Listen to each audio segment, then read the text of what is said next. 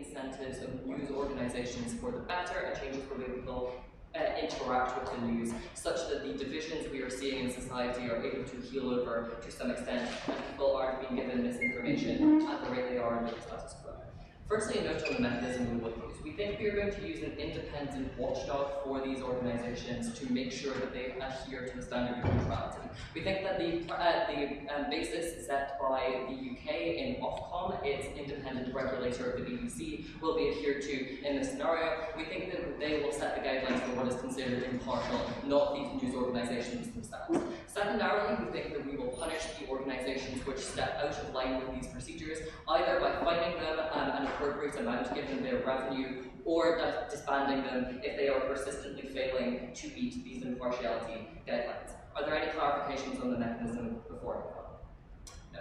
Cool. Firstly then, what do we think the status quo looks like, and why do we think it is particularly harmful? Under the status quo, we think that people, the news organizations have major incentives to cater to the more extreme and radical members of their audiences. Why is that the case? We think that the reason that they pander to these demographics is because of the way news funding works. We think that often these news organizations make their money from advertising revenue, which requires that they have large viewing figures.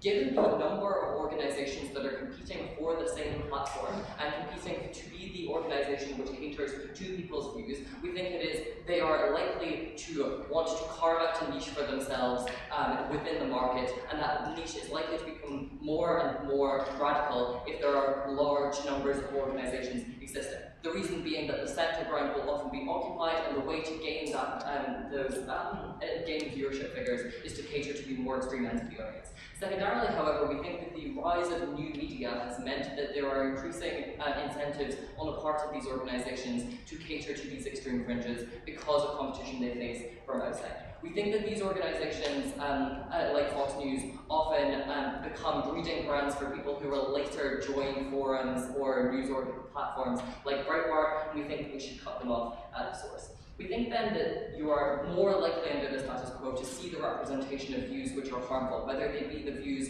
of people who are anti-vaxxers, for instance, and want to stop people vaccinating their children, or radical pro-gun legislative organizations which are likely to encourage deregulation of arms, and people will buy into that wholesale, for instance. We think that under the status quo, audiences engage with news in a particular way. We think that they form views within a bubble where they only listen to the views of the organizations with whom they already agree to a large extent. The reason for that is because news has been increasingly tribalized, increasingly globalized. We think that because of the way that it has been structured, where you only hear particular viewpoints under the status quo and you don't have that impartial dialogue, it means you are inculcated to believe that you can only follow some particular sources, or only some sources are trustworthy.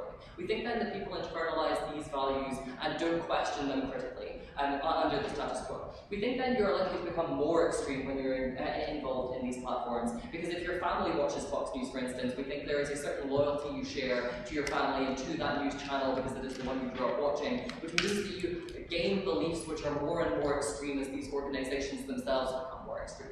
We think then that generations of people are being raised to believe things which are increasingly more extreme, which are increasingly harmful. Note, anti-vaxxing is responsible for the resurfacing of several major strains of diseases, including in some parts of the United States, bubonic plague. All of these things are incredibly harmful to the people who are experiencing them. Things like gun deregulation means that more people are killed across the United States and indeed across the world. All of these things are the kinds of beliefs that are being inculcated in greater numbers here. We think people are more likely to go to these the extreme platforms like Breitbart, like Stormfront, when they're exposed to these beliefs and believe that they are moderate, or when they are presented by these organizations as impartial or non-partisan.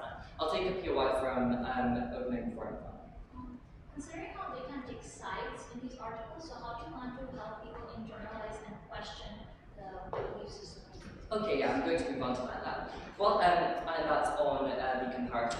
We think that this mechanism will force these organizations to behave well. Currently, under the status quo, their financial incentives align with becoming more polarized. We think at the point where you threaten to disband them or threaten them with fines, their profit incentives shift to become more aligned with the impartial guidelines. We think that the force of the state is sufficient to make these organizations align to a significant extent with these neutrality guidelines. But why will they do that well, and why will that be effective? We think that under the status quo, or we think that you are likely, even if you're presenting a partisan viewpoint, to have people come and express their views in a way that is unregulated or that you can't filter. Where you would, under the status quo, invite only someone who is an anti-vaxxer or a climate change denier, now you have to invite someone who is a scientist, and reputable scientist perhaps in either of those fields. We think then that you are individual people are more exposed to the kinds of ideas which can help them understand their own positions a little bit more and perhaps challenge these positions going forward. We think that being on the news offers it offers individuals a sense of authority, of legitimacy, and that by extending that legitimacy to both sides of the divide, you're more likely to get people questioning their beliefs in helpful ways. We think that there are some people who won't change their mind, but there are a couple of groups of people who will change their mind to significant extent. What are these groups of people? Firstly, people who will change their mind, who won't change their political affiliation. For instance, in the United States, they won't change from a Democrat to a Republican to a Democrat, for instance, or vice versa. But they might make more demands of their political leaders to be more transparent about their goals and more transparent about the science or behind their claims, for instance. They might be more transparent, argue that the NRA should be more transparent about gun statistics. All of these things might push for moderate policy changes within the organizations themselves that tone down the radicalization we are seeing under the status quo.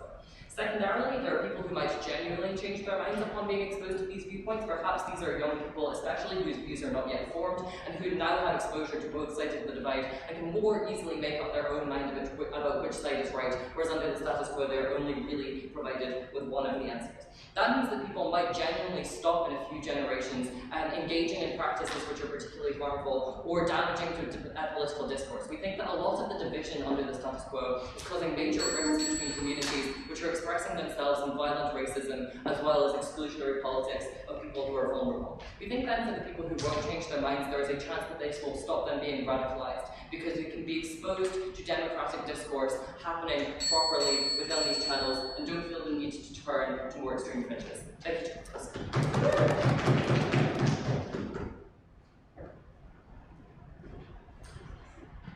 I'd like to thank the Prime Minister for that fine speech, and I'd like to call upon the Leader of the Opposition.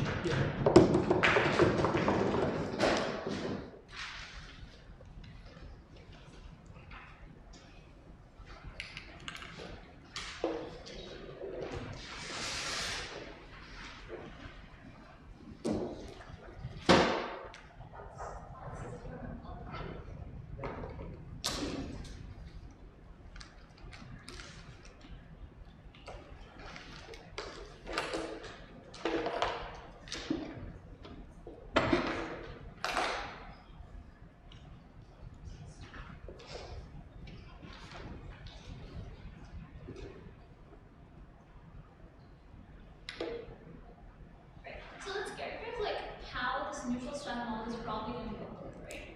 Because, like, firstly, we think that it's probably not going to take sides on controversial issues, which means that there's going to be a huge lack of political analysis that's going to probably tell you whether or not your side towards a policy is justified or not. This probably means that when it comes to controversial aspects like, you know, climate change policies versus like economic reforms, you're probably not going to have enough analysis tended towards like climate change policies and justifying how exactly you're probably going to die. Children are probably going to die in the next decade, right? So we think that this particular issue means that you're probably not going to have enough focus towards controversial issues that shape people's opinions, meaning that people necessarily don't make informed decisions and aren't really exposed to the alternative perspective, at least not well enough, right? Because we've all read BBC articles when we know that what they basically do is they report on the incidents, what happens, and basically at best they're very factual in nature. But we don't think they take into like the perception and how to like be persuasive enough to convince people of the policy justification itself, right? Because they have to be extremely impartial in nature. But also, we think because they have the entire model of like punishing them and like finding them extremely, companies will be extremely like deterred towards like, making sure that they have any like, you know, huge degree of analysis in general, right? Because they risk getting disbanded or they risk paying a huge ass fine which they don't want to tolerate. So we think that it's probably going to be more worse under their side. Second, we think that like considering how like the articles shown are based on like the level of support of the viewpoint that that has on the country itself, it means that certain niche issues that are often not reported well enough are probably never going to be reported, right? So issues on like minority communities, for example, the issues that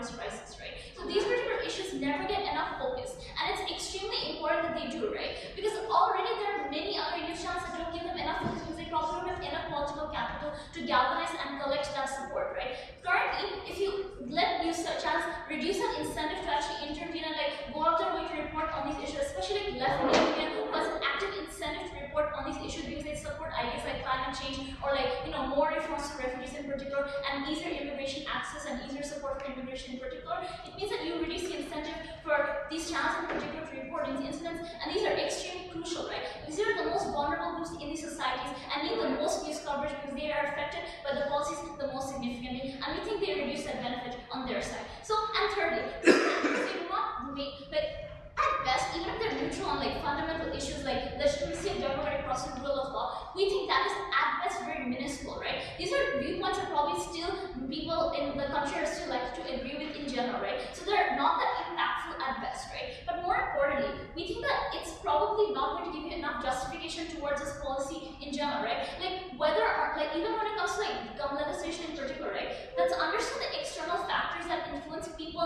behind forming these perceptions, right? So let's understand like when you have a very impartial base that is very factual at best or like very vague in particular and doesn't actually justify the perception itself, it means that you're likely to tilt towards more emotional reasons behind justifying that policy in particular, right? This happens why? Because a lot of these people who vote on pro-gun legislation are people who generally see crime on a daily basis, right? When these news channels report on daily basis about the number of incidents, the number of deaths that are occurring on daily basis, despite justifying that pro-gun is not the way to go, we think that eventually taints people towards going towards pro-gun legislation even more because these communities see crime on a daily basis, right? And it reaffirms their beliefs a lot harder and makes it more difficult for you to justify the alternative consequences that might happen to that vote in particular, right? Meaning, you eventually prevent people from making proper informed decisions that can literally change the fundamental political landscape in your countries, and that itself is a huge harm, and we can't allow that. But also, I tell you that apparently, like the organization caters because there's like anti-vaxxers and these things don't often, and you often like reach out to these people, right?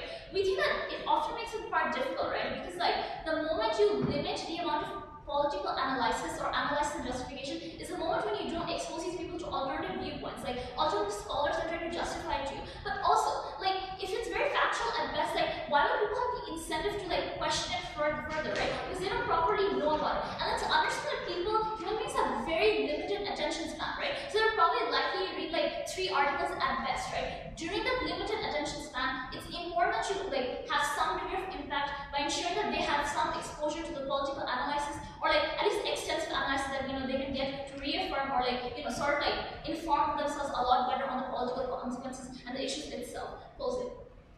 Given that status quo is only currently catering to right-wing policies, how do you think that you, in your model, you are representing niche views as you said? Okay, first I already told you these business models actually have an incentive to cater to these things, right? For example, like Vox has an incentive to talk about the Amazonian rainforest rise because they understand they're the fighters of climate change in particular, right? Counterculture is a lot better in our world, right? Because different news channels then compete on the number of coverage of different various issues that they expose themselves to, right? Right now they're competing on impartial things, like being as vague as possible or having very limited information in your articles just to present facts in particular. Over there, the incentive is that you cover different things, you have issues because you can attack different demographics that way, especially minorities who are often not covered well enough and probably going to be fucked over even more in your world. But also, like we think that the principle itself is important, right? Because you live in very conservative backgrounds, you often have to justify things that often you can't oppose to, right? For example, in conservative bubbles in Bangladesh, you often are exposed to toxic masculinity and you don't understand why it's problematic, right? Your family and your society tells you this is something that you can't like oppose in particular. Similarly with guerrilla feminism, because people necessarily oppose feminism to a significant level, right? It's important, right? Because even at best, if we reach like elite bubbles or like a certain educated class, we at least bring up a new dimension of decision making. I can help people like transform and like give you new versions of information and trickle it down further. And why is this important? Because these bubbles need to be broken down in these communities and can exist at best when you have some degree of analysis and some degree of tilt towards certain controversial issues where you have different media outlets competing for each other, right? Because right now, you can easily search out whether or not immigration policies are justified and what is the consequence of it, right? In their world, you tilt towards your emotional issue because you feel like, if you allow more immigrants in, you're going to lose your jobs, right? Because you need people to a lot of subjectivity in nature, right? Because you don't have enough analysis and you don't give enough legitimacy to enough, importance towards news organizations to shape your views in particular. We think this particular means that it becomes a lot worse and people fall into more radicalized bubbles and they don't understand both sides of the debate. And they rather reaffirm their own beliefs and they reaffirm things that society has taught them to reaffirm. We're very proud to oppose.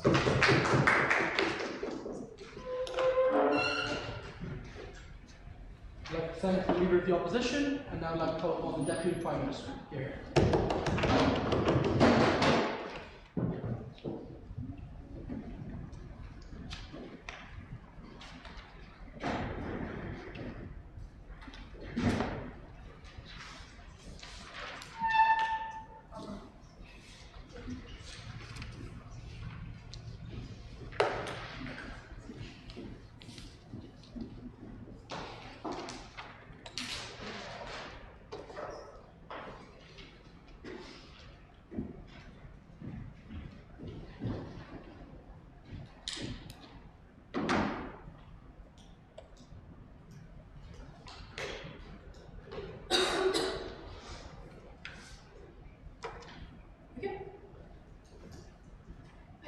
problem with opening opposition is they hide the fact that they are incredibly uncomparative behind the emotive issues. The important thing to notice here, the comparative that Robin sets up that gets criminally under-responded to, is the fact that there is no meaningful mechanism that opposition can provide that incentivizes media companies under the status quo to be more biased, to give the analysis they want to see, to give the bipartisan issues the time it deserves to be able to inform people, to best represent themselves, and best get that quality of life. I'm going to do three things in this speech. Firstly, extraneous responses to the case we just heard. Secondly, weighing and telling you exactly how we're winning this debate and why we're going to win the debate conclusively. And then thirdly, why we get more coverage of politicians and bipartisan issues and more meaningful criticism of things like the Trump administration that is reasonable, that is killing lives under the status quo. Notice this is just an extraneous response. This stuff about criticizing the rule of law, criticizing governments, is unlikely to happen under each side of the House. Because I don't think we're likely to see governments that have extreme capacities to manipulate censorship and that kind of thing be meaningfully critiqued. So, for example, in the case of my own man and bringing the Muslims, I do not think it is likely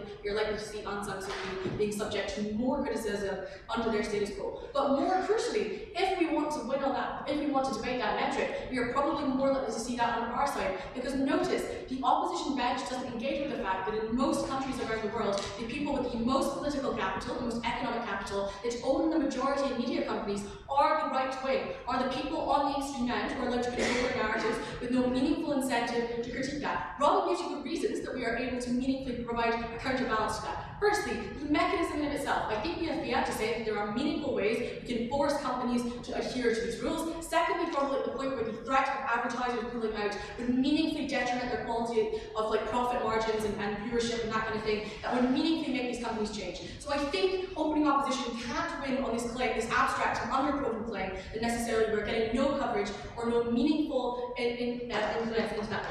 A couple more responses then here. I think the important thing to notice here is that the stuff about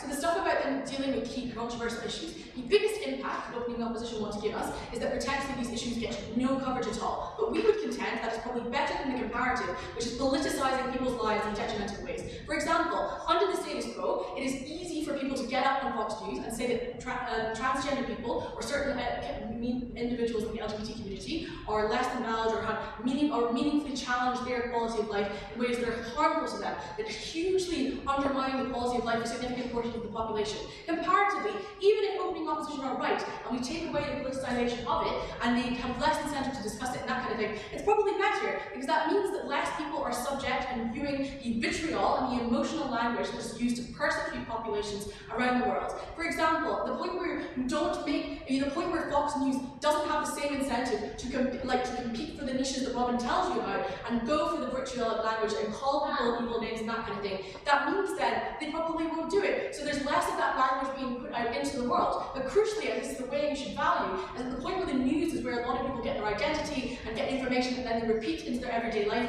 and meaningfully hamper other people's quality of life when they repeat that information. Probably that means there are significant portions of people that will not be subject to the same degree of vitriol and aggression and violence that Robin tells you about, and meaningfully, it threatens lives. There are people being killed killed in states in Southern America because racist views and homophobic views are allowed to be given that television time. So that is the comparative. The impact of that is clearly outweighed anything you get from opening that position, because this is meaningfully saving people's lives. So the point where the biggest harm they can give you is slightly less discussion. I'm sorry, but I don't think that is a meaningful comparison to be able to stand behind. But then, I think this stuff about questioning, I think even at the point where we don't necessarily think that's likely to happen, there's still going to be incentives for analysts to happen. Like, this isn't just people going to be spewing information in ways, at the point where you have more government control and more meaningful intervention in that way, they can probably incentivize analysts to come on and provide a more meaningful counterbalance to the vitriolic views in the first place. So I think that's important to notice there. Crucially then, to weigh up the comparative in its entirety, the difference that we are talking about is not the nice status quo. The status quo is one where either Fox News does not put people that are able to present a countervailing narrative, or crucially are able to co-opt it themselves and speak for the people that otherwise would come on. So for example, if you, during the Obama administration, Fox were able to much more able to misquote and take bits of the Obama administration and claim they were the spokesperson for it, rather than under our comparative, which is we can force them to bring on representatives of those administrations to do so. On their side, it's much more easy to take things like words out of context, because that information is solely based on only the information that the news companies have, comparatively to what we can do, which is force them to actually make them be representative on the street and that kind of thing. And that probably means that more people get more accurate information. But more than that, I think that means you get significant portions of people who are casual viewers of these things, more exposed to more meaningful criticism of it. And crucially, given the way I tell you about why news is so important, that means people are more empowered with more knowledge to be able to go to their representatives or go to their local communities and more meaningfully challenge policies that are harming their communities that they otherwise wouldn't get the information of. Because opposition venture to give you incentives by the status quo would give people this information, wouldn't espouse this vitriolic language, wouldn't meaningfully restrict people's representation, harm people's quality of life, and literally result in the deaths of people across the world. I'll take a POI if anyone has one. Right now there's no controversial because they can take sides in controversial issues. They're probably going to give articles on issues that are already supported by people. Why will the majority want articles about minorities which conflicts with their belief systems? They can excite, they can take racist language and espouse it on televisions across the world. I'm sorry, but the current racism and the kind of damage that they want to talk about, that we stand behind, is the status quo. It is something that happens day in, day out because of the incentive Robin tells you about. What I think you should weigh this debate, and you should judge this debate, is twofold. Firstly, I think you have to reckon with the fact that the status quo is unsalvageable without meaningful government intervention. Because crucially, market systems without meaningful incentives to do so will not act independently. They will always compete for the niche markets, they will always push people into radicalization, and almost be like the gateway drug for Breitbart and that kind of thing in that way. But most importantly, there's significant portions of people being misinformed or lacking meaningful information that can meaningfully help them critique their way of life. That means there are thousands of people denied meaningful representation that could help their life and meaningfully guarantee that representation could protect them. This is more people being exposed to more violence compared to having someone who can stand up against that racism on TV and say this is not okay or this is not a valid thing. Notice that there is no meaningful way to change the status quo without this mechanism, so I am unclear if opposition gets to stand behind a perfect world. Weigh this based on who protects people the best and who is best informed in the world because of this motion. Please propose.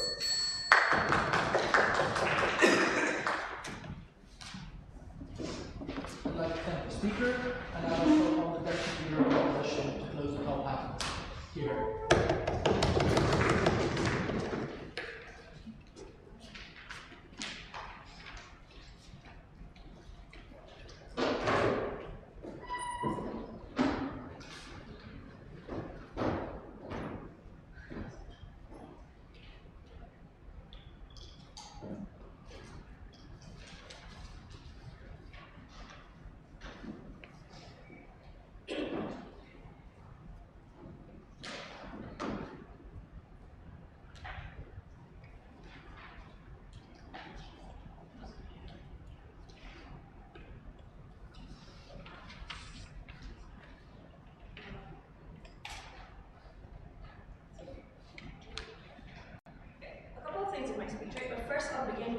why it's actually necessary to take sides on controversial issues. So let's take a look at like the entire analysis approach, right? They tell us that currently there are a lot of people who are extremely right-wing, so you need to sort sort of neutralize that effect by having objective news media.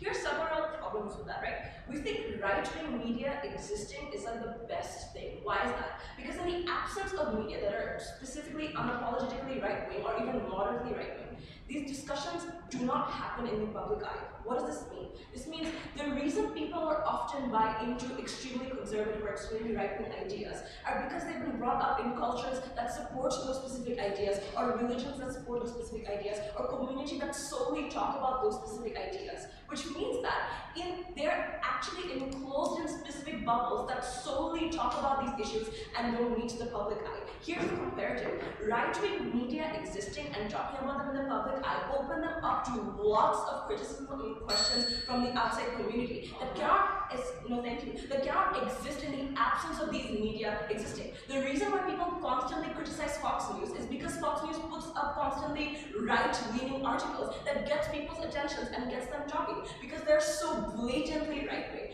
And that is the best thing that can happen, because the moment you take this away from people who are inherently right-wing, then the discussions sort of bubble into their own communities and their own households. The problem with this is that those belief systems go absolutely unchallenged in those households, where the only people that they talk to about their beliefs are people who already agree with them. Secondarily, even in a more moderate household, things like your political affiliations are more likely to be generational, that you support a political party just because your dad supported in the same political party. So this means that when you don't have these specific political parties constantly being scrutinized by other media channels in our world, this discussion never actually happens because you internalize your already existing viewpoints, which we think is the worst thing. Secondly, we think that here's where controversial issues and airtime comes in, right? We think that the kind of objectiveness that BBC is exposed to the clauses states that they are going to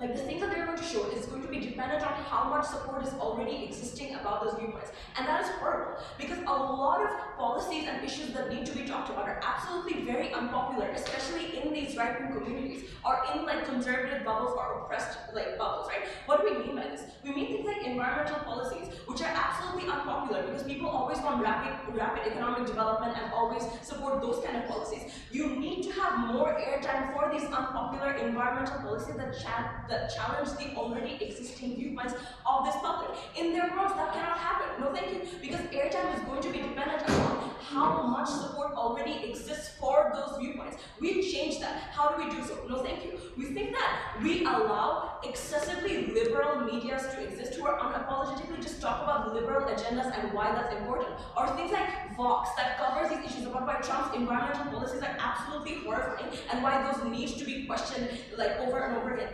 These things are less likely to happen when you have specific airtime depending on what people want to hear, because people don't want to hear about how the environment is getting messed up. They want to hear about more economic policies, and people don't want to argue about things like abortion because those are controversial issues that you cannot take a stance on. No, thank you. If you have these specific impartiality clause, we think that being objective in these instances is actually the worst thing, because sometimes you actually need to take a side because there are there are actual harms that happen as a result of people not talking about these policies enough.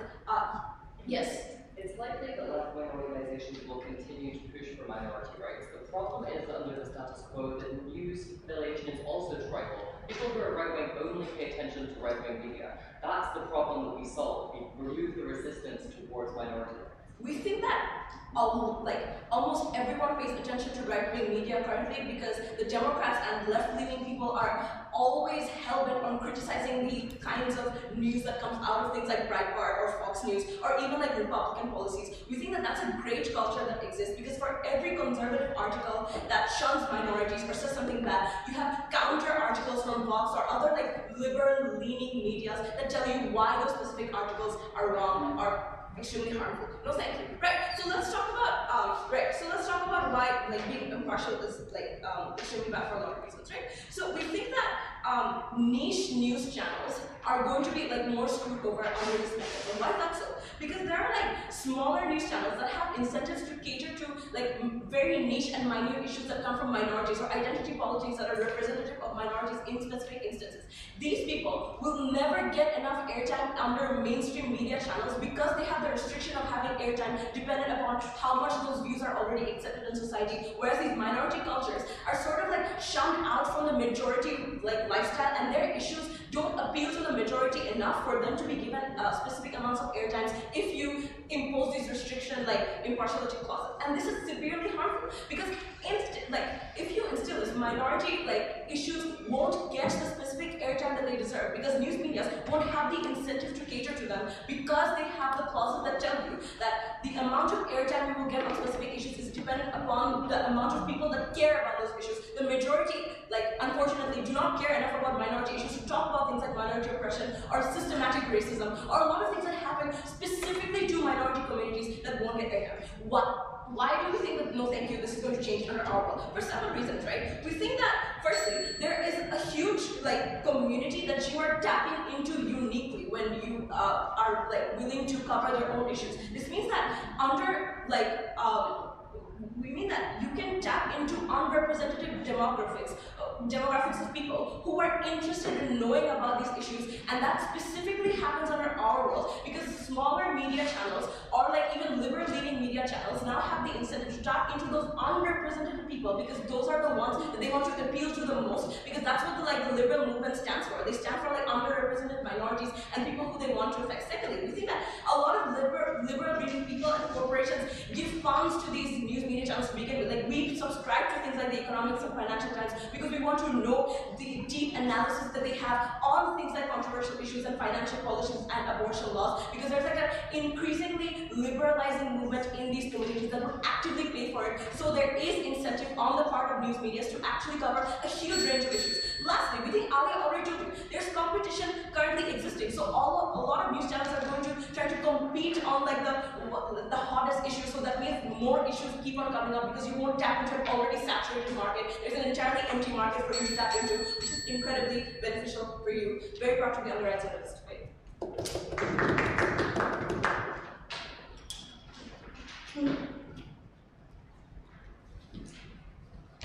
I'd like to thank the speaker for that fine speech, and indeed all speakers. It has been a great top half so far. And now let's call upon the member of government to open the bottom half of this here.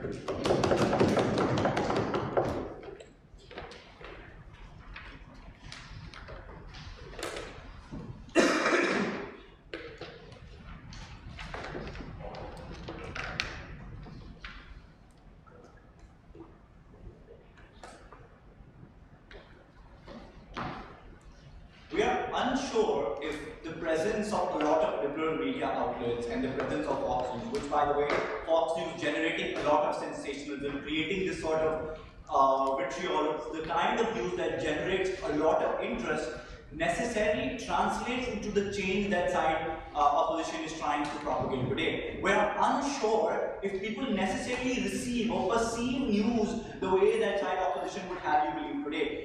We are of the opinion, we claim that people do not engage with the news that they think that they do. People watch Fox News or watch the sort of opinion that they propagate and continue to reaffirm existing opinions and views that they have, and in fact make it worse by propagating it even further, given that all of those views have been validated by sorts of news outlets such as Fox News. We do not see this liberal pro-climate change agenda or pro-minority agenda counteracting or going beyond the current right-wing majority or consensus that exists right now. Only in the case where you have CNN or The Independent or those sort of liberal or pro-climate change, pro-minority ideas succeeding over the currently harmful ideas already pointed out by opening government, only then side opposition would have some chance of winning this debate. Two things I'll talk about in my own speech today. First, I'll talk about the principal reason why we necessarily should be doing this, and secondly, I'll talk about the effectiveness of this new sort of policy that we have, and within this idea, I'll also talk about a very, very important idea, which is fake news. Now, let's talk about the principal idea. Free media is a fundamental pillar of democracy in general. Why is it so? Free media is one which provides necessary information to the voter base, providing them with the tools that are necessary for them to take part in the electoral process.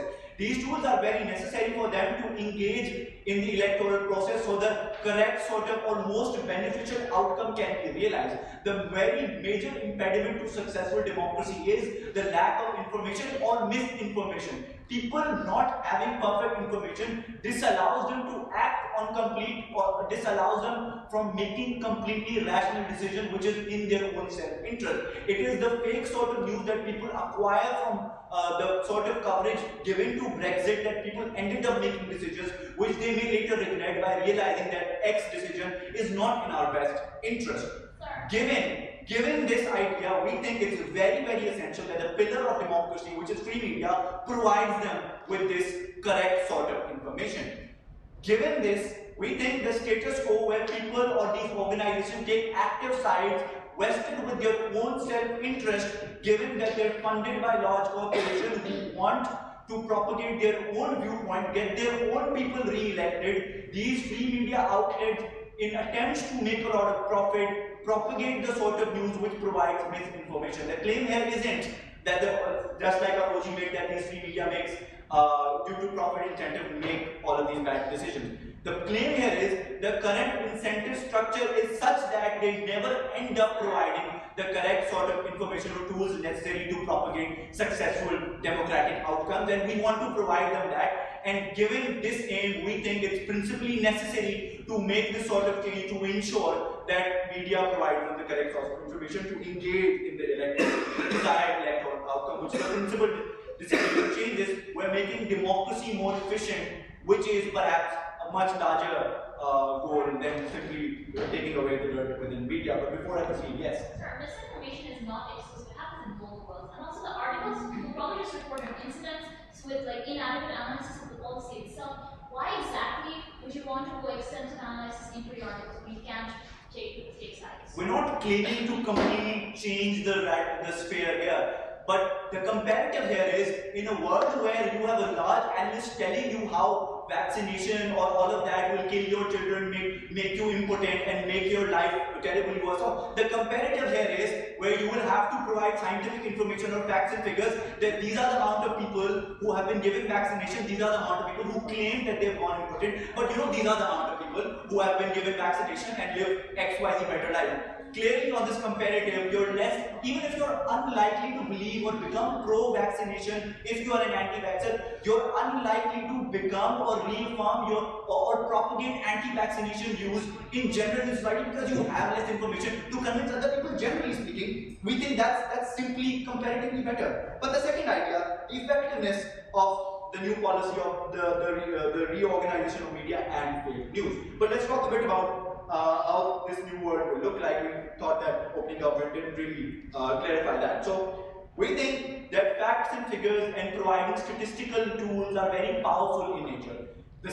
Simply within the Brexit sort of campaign, people providing fake facts and figures that, you know, the NHS will become XYZ better because we will have XYZ amount of money, is part of a very powerful tool that convinces people to go from one side to another. Even those very powerful analysts that sit at news media organizations which exist in the status quo use statistical data, but they present or skew them in a manner to make or reaffirm their own points or communicate them more effectively to make them more convincing. The point here is, if we take away this ability to skew these facts and figures, which they may already have access to, may already present, if we take that power away from them, we think at the end of the likelihood of people perceiving those facts in a more beneficial manner might be better. People validate, look at this news, validate their existing life experiences and more likely to believe spin doctors in a world where in opening opposition to it. But moreover,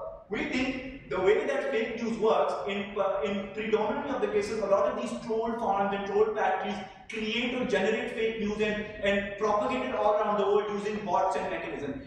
Their very major tool is that they want major mainstream news media outlets to pick it up and publish it.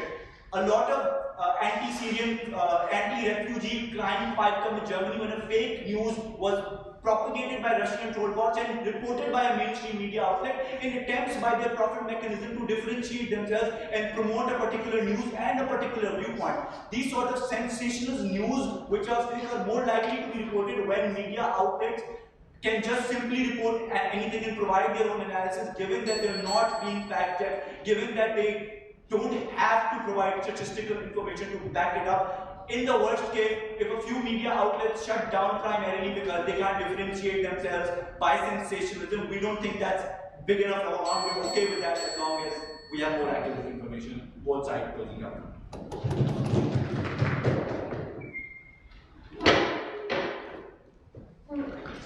Thank you for that speech. Now we'll call upon the member of opposition here.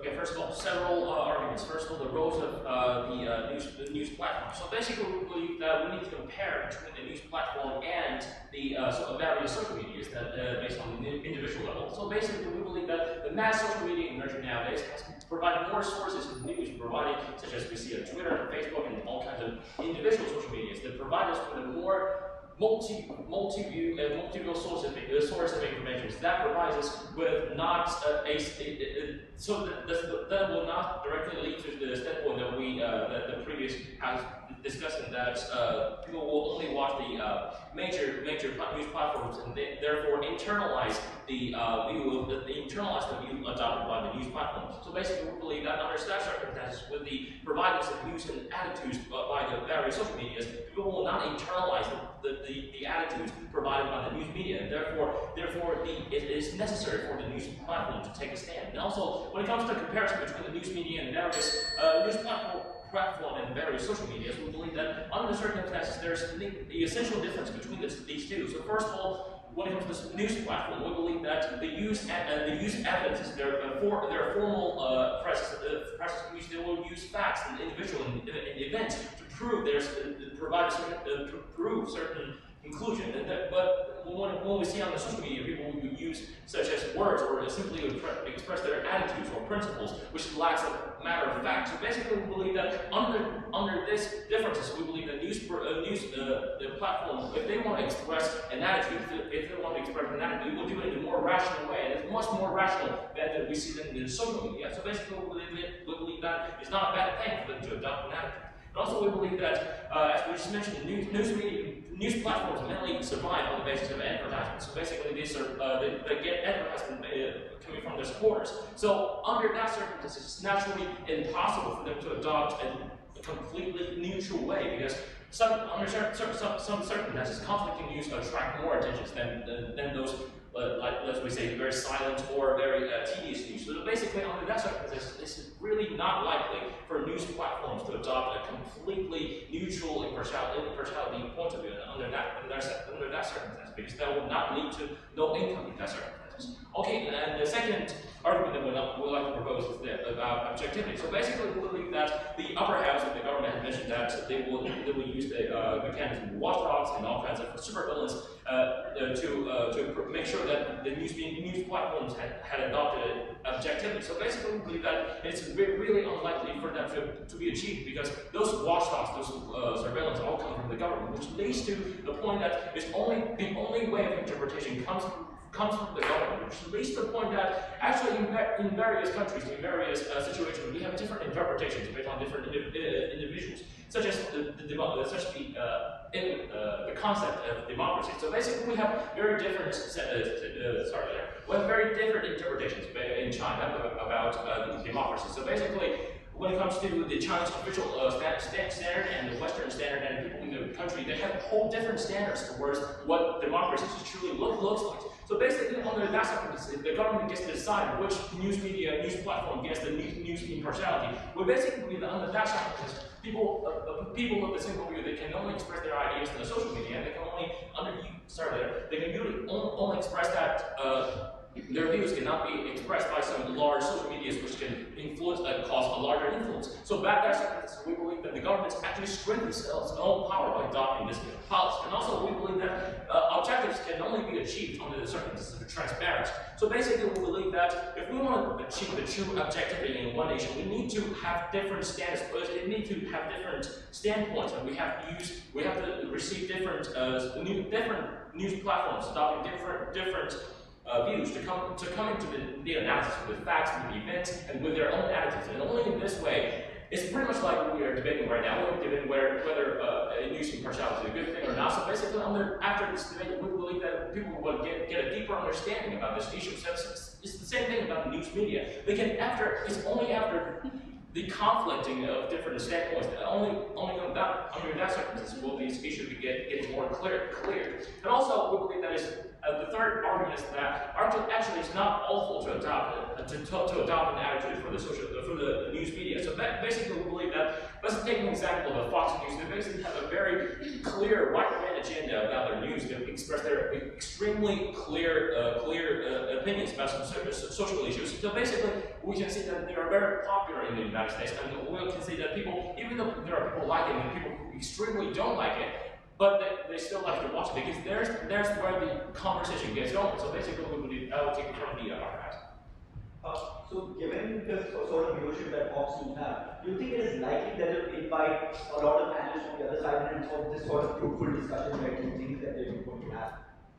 So we believe that it is only through talk, and it is only from the attitudes provided by large social media, large news platforms instead of social media, instead that people can truly see from different angles with full details and full events coming from this. Instead, only in this way can people get this truly impartiality from this transparency, from this standpoint. And also, we believe that under the circumstances that some social media, some news platforms have stabled themselves as being conservative or being radical, and only in this way can people take cautious measures when they're reading those news. When they're reading those news, we will see that we are reading a Fox News with entirely right-wing agendas. We believe that under exact circumstances, certain considerations must be taken into account, and that we had to take care of it when we're reading the news. And also, we believe that the fourth argument comes from the minority groups. So basically, we believe that under news impartiality principle, some minorities, like the LGBT in the previous time, the women's rights in the previous time, they cannot be taken into the coverage based on the lack of social support. So basically, under that circumstance, we believe that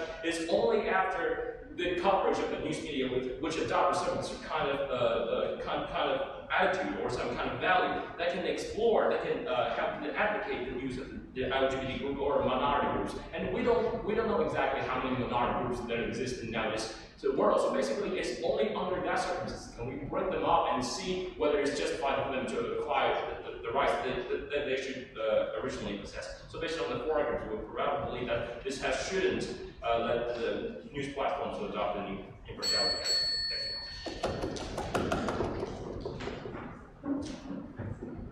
I'd like to speak for that speech, and I'd like to call upon the government whip to close the debate for their speech.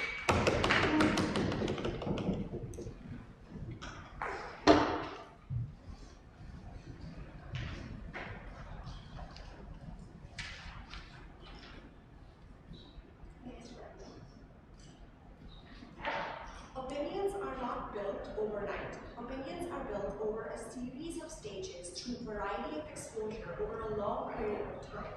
In opposition's world today, your opinion is once formed by a singular experience or simply by growing up in a single community and then continues to be reaffirmed over and over and over again because of one simple choice you ended up making.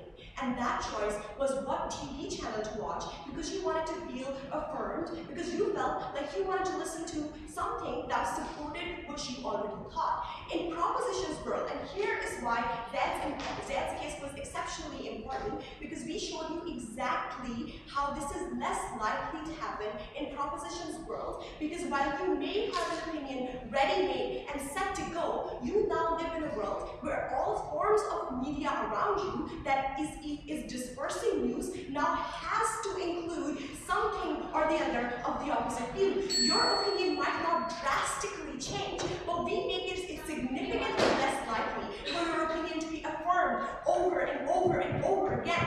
Over a period of time, you are less likely to be a person who is extremely concrete in the opinion that you believe in the first place, because your opinion has not been affirmed, and because it has been challenged from every single news source that you listen to, because it was challenged again and again. And before I move on, yes, from Open. In your world, there are always going to be counterfacts to justify anti-vaccination. People are religiously tilted towards these views.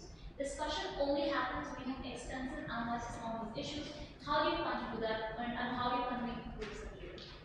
Okay, so in government's world, we are more likely to have exposure to counterfacts than in opposition's world. Simply because now the news channel that you are hell-bent on watching, because you feel like it really, really supports your cause, has to include one section on the other side of the party. And it is because we are forcing these news channels that were inherently conservative, because of their biases, because of the fact that media and conglomerates are concentrated within 2 to 3 people who now own literally all of media sources in the world, they have to include the other side. We don't want people who care about the environment to be shrieking into the void, screaming to people that aren't even listening. We want people who already have different opinions, but we still want them to listen to this kind of information at the end of the day. But let's talk about what closing opposition talked about in the first get-go, right? They talked about social media diversity and how you already have, again, as the POI stated, counter opinions. We don't think this is factually true. Why so? Because we think that social media is working on the basis of algorithms. These huge industries and these huge conglomerates make a lot of money on the basis of showing you what you like, showing you what you really want to know more about. And this is based on who you follow on Twitter, what sort of a post you liked on Facebook. So you're going to continue to live in these bubbles, and you're not going to get to know about any news that is directly against what your opinion stands for. But now we're forcing you to at least listen to it in some form or something. The idea that you cannot be neutral in this scenario, I acknowledge that even now there might be a lot more conservative people in the society, and the conservative view might still trickle down more on a news channel like Fox News. But we still have, at least Fox News is comparatively going to report some semblance of environmental opinion that is contrasting to the kind of opinion that it's reporting today. So on a comparative, we're still better off than your world, which is the status quo, and there is no one listening to the counter opinion at all. The fact that government gets to decide, we have the watchdog is based on the government. We're not really targeting countries like China where free media doesn't exist in the first place. This policy is clearly targeting countries where you have some semblance of media that is doing what it wants to do. We think that in that scenario, we would rather have the government, which is much more representative if democratically elected, which is the majority of the countries in the world, than a media conglomerate controlling what sort of news you get. Why? Because Rupert Murdoch is currently the owner of 1/3 of all media sources in the world. This means that literally 2 or 3 men or women are getting to decide what sort of news you're going to hear. We think we would rather take the government, which is much more representative. But coming about engagement, and this is especially by closing government's case, is very important, because we're telling you that we're at least having a platform where 2 different kinds of people are going to state bare facts, no analysis, and let you see and judge for yourself what you want to decide. This is as opposed to the kind of engagement that is currently happening in Fox News, where you have people inviting people who may have different opinions, but then insulting them, being really derogatory, being very humiliating towards them, and asking questions in a very biased form or way, which does not allow them to say what they really want to say in the first place. We would rather have no analysts, and we would rather have bare facts, where people are allowed to judge for themselves, because as Dad talked about, this reduces the amount of skewing you can do of the world that people are saying. You can't manipulate the numbers anymore.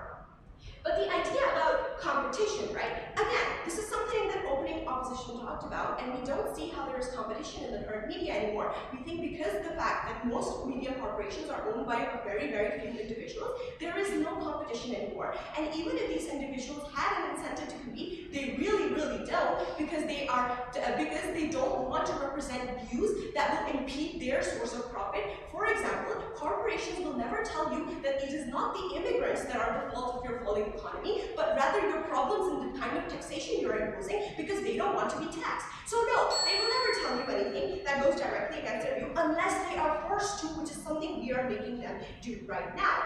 So why do we think that closing government in particular took this debate over the opening? We think that our opening did try to make some remarks about how, in particular, you are going to have changed opinions, but we think they didn't tell us good enough reason to why these opinions will change in the first place, just because you're hearing something. Closing told you exactly how opinions change over time, and the process of this change in particular. We think that the opposition in particular was relatively uncomparative, as they failed to show to us how status quo is better than this policy in terms of status quo not even allowing these people to hear about counter news, simply because the kind of news that is dominant is very, very right-wing, very, very conservative, and it's just not fun to listen to left-wing news at the end of the day, because left-wing news can be as spicy. You can't blame immigrants, and you can't feel like you are the best person in the world, and there aren't other people that exist in this world. And so for all of those reasons, we ask that you vote for closing government.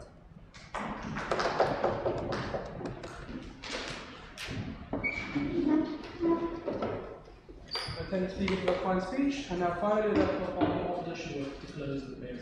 Here.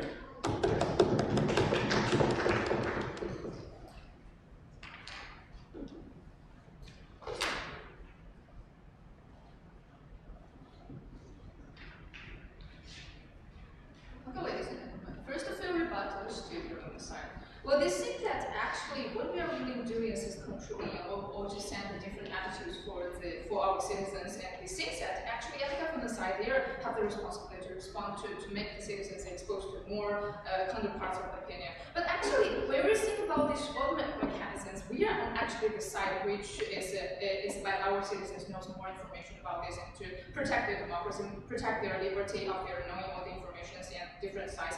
Not only the bias, not only the love, not only the distrust, as well as the positive and negative parts. So actually, the opposition side, we're actually exposed to more attitudes, and we think that those news-based attitudes on this official side has played a bigger role and bigger part in the human being's life, and also have the role of education as its role of the news platforms actually rules. So when we're listening to this debate, there is actually three different clashes of this debate. First is which kinds of news and which kinds of information on those news platforms is more meaningful to our citizens and to our different parties, for our different citizens and the people. Actually, as a government side, it seems that the official information on these platforms with the positive or the neutral information has actually initialized the big platforms for news for different people's opinions. But actually, those initialized news is actually has already platforms a real huge danger to our citizens. Will only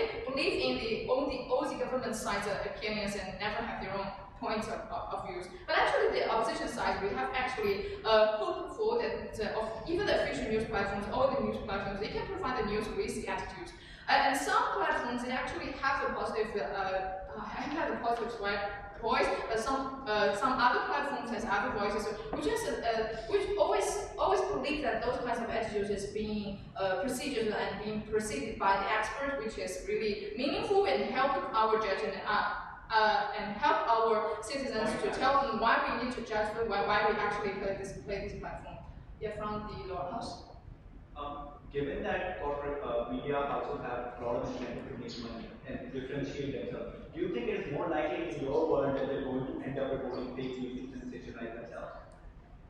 Actually, we do believe that these official news platforms, they are not like Twitter, they are not like Facebook, they have a more reputation. They tend to, the citizens are more likely to believe that what they are really talking about. So I think the news platform, which is more transparent, which is more likely to receive more like bias, not only the bias, but also the expert opinions, they can actually help person teach the person how to judge an event, how to judge everything what is going well with our life. So we think that's a more positive way of the news platforms. And the second part clash is about objectivity. It's actually what is the real objectivity? Is objectivity really received in the government side or the opposition side? We think the government side, they actually decide that they always lead all the objectivity to decide by government side. The thing that the supervision goes along with all the platforms, they have more capability to decide what is their objectivity to our people. But actually, we think that the transparency or in the opposition side, the platform is more open to more opinions and expert views, can actually help our customers to take them into account as the real consequences. And we only think that most citizens, when they believe in your news, when they believe in your views, it is more meaningful. And this is why that all the objectives received under these mechanisms. And that's a different. And otherwise, I think the different kinds of the objectivities are also different. Different from the parts, different from the government side, different from parties. So actually, the real government cannot to represent all the objectivity. We think the more expert in the different fields can actually have their own point and to lead people to believe that what should actually intervene or to believe. And third is about the justification. Actually, we are talking about which side is actually represents the people's rights and which side is protect the most to let the more sound being heard. We think that the opposition side, although they actually, government side, although they provide enough information, although they stand neutral for the most, for most events in our society, but actually opposition side, we actually can help you to provide more deep analysis about those events, and we actually really protect the minorities instead of some.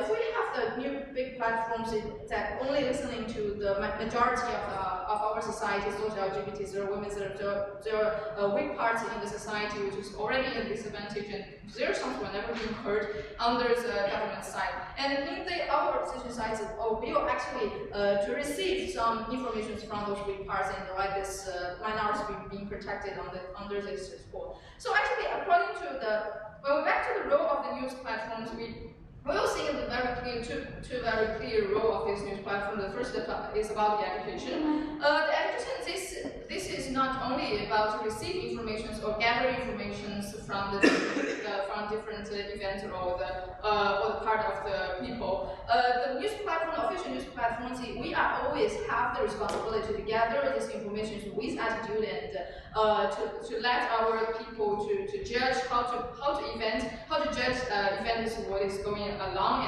and to let our citizens to believe in that the government side was sent to you. So actually, according to U.S.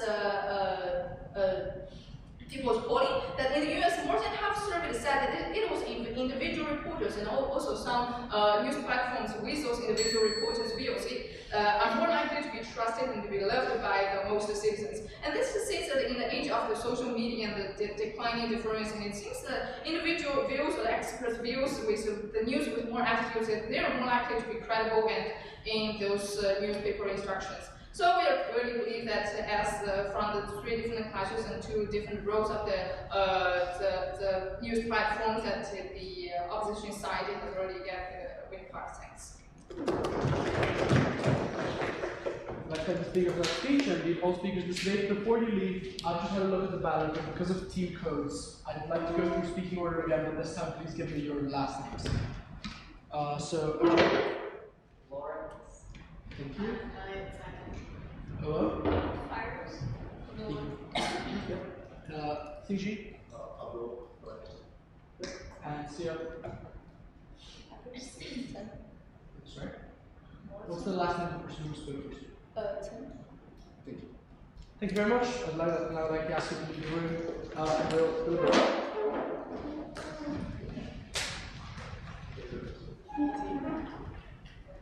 Take a couple minutes.